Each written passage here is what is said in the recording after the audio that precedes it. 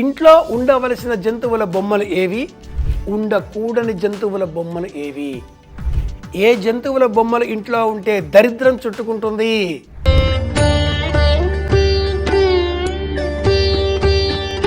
శుభమస్తు. శ్రీరామ జయం. సనాతన భారతీయం ఎలాంటి విలువలతో కూడుకుని ఉన్నది అంటే, దైవానికి సంబంధించిన అనేక నామాలు, దైవానికి అనేక వాహనాలు, దైవానికి అనేక రూపాలు, దైవానికి అనేక రూపురేఖలు. గుర్రం మొహంతో ఉండేటటువంటి వాడు హయగ్రీవుడు, శ్రీమన్నారాయణమూర్తి, సమస్త విద్యలకు ఆది దైవం. వినాయకుడు ఏనుగు మొహంతో ఉండేటటువంటి దైవం, సమస్త విద్యలకు కొలవైన రూపం. కోతి మొహంతో ఉండే దైవం ఆంజనేయుడు, ఒంటె వాహనంగా కల రూపం. చేతిన త్రిశూలం ధరించినటువంటి పరమేశ్వరుడు వృషభ వాహనుడు. పక్కనే ఉంటుంది వరద అభయహస్తములతో పార్వతీదేవి సింహవాహిని. ఆ పక్కనే ఉంటాడు త్రిశూలం శక్తిని ధరించిన కుమారస్వామి మయూర వాహనుడు, నెమలి వాహనం ధరించిన పరమదైవం. ఈ క్రమంలో మన గృహాలలో కొన్ని జంతువుల చిత్రపటాలను, కొన్ని జంతువుల బొమ్మలను అట్టిపెట్టుకొని ఆకర్షణగా డబ్బొస్తుంది అని ఈనాటి కాలంలో అనేకులు చెబుతూ ఉంటే అనేకులు పాటిస్తూ ఉన్నారు.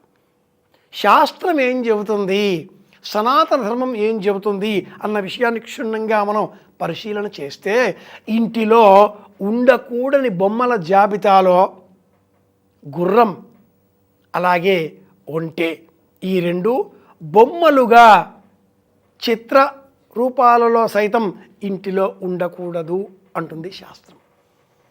వేదానికి సంబంధించి ఋగ్యజు సామాధరణ వేదాలలో వేదాది దేవతలకు ఉండేటటువంటి ముఖాలు మనం గమనిస్తే గుర్రం ముఖాలుగానే ఉంటాయి. హయగ్రీవుడు సమస్త విద్యలకు ఆధార దైవమైనటువంటి ఆ శ్రీమన్నారాయణమూర్తి స్వరూపం, లలితా విద్యను బోధించిన పరమదైవం, శాక్త స్వరూపంలో మనం గమనించేటటువంటి స్వరూపం. కానీ ఆ రూపం చిత్ర రూపంలో ఇంట్లో ఉండకూడదు. ఇంట్లో ఉండవలసిన రూపాలు ఏనుగు బొమ్మలు. ఏ ఇంట్లో ఏనుగు బొమ్మలు ఉంటాయో ఆ ఇంటిలో అష్టైశ్వర్యాలు. ప్రధాన ద్వారానికి పైభాగంలో మధ్యలో మహాలక్ష్మి బొమ్మ. ఆ మహాలక్ష్మి చిత్రస్వరూపానికి ఇరువైపులా కూడా కలశములను చేతపుచ్చుకొని అమ్మవారిని అభిషేకం చేస్తూ ఉన్నటువంటి తొండములు ఎత్తిగా ఉన్నటువంటి ఆ ఏనుగు బొమ్మలు ఇలా ఉండడం పూర్వకాలపు సంప్రదాయం. విద్యలలో ఉన్నప్పటికీ ఈశ్వరుడు పార్వతీ సమేతుడై ఇరువురు కుమారులతో గణపతి కుమారస్వాములతో వేంచేపు చేసి ఉన్నటువంటి సామూహికంగా ఉండే కుటుంబ సంబంధ చిత్రపటంలో సైతం వృషభం, సింహం, నెమలి, సర్పం, ఎలుక ఇవన్నీ కలిసి ఉన్నట్లుగా ఆ చిత్రపటం మనకు దర్శనాన్ని ఇస్తుంది, దైవభావాన్ని మనలో పెంపొందింపజేస్తుంది.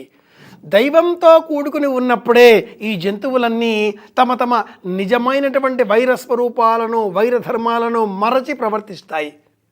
అలాగే ఇంటిలో గుర్రం బొమ్మలు ఉంటే వాళ్ళల్లో, ఎవరిలో గుర్రం బొమ్మలు ఇంట్లో పెట్టుకున్న వాళ్ళల్లో తెలవకుండానే కోపం పెరుగుతుంది, చాంచల్య బుద్ధి పెరుగుతుంది, విపరీతమైనటువంటి ఉద్వేగపూరిత వాతావరణంతో కోపంతో ప్రవర్తిస్తారు, నిలకడ నశిస్తుంది, ఆలోచనా శక్తి క్షీణిస్తుంది.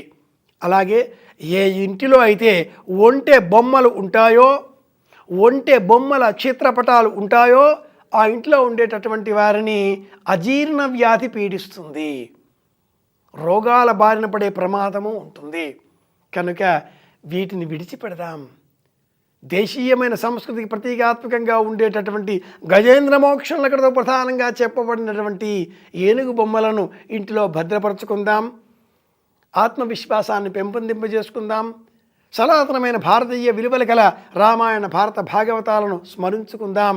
చెప్పిన బొమ్మలనే పెట్టుకుందాం, చెప్పని బొమ్మలను విడిచిపెడదాం. మళ్ళీ కలుసుకుందాం. కాకునూరి వెంకటరమణ శాస్త్రి గారి పెద్దబ్బాయి కాకునూరి సూర్యనారాయణమూర్తి. శుభమస్తు. తెలుగువన్ రమ్మంది తెలుగువన్.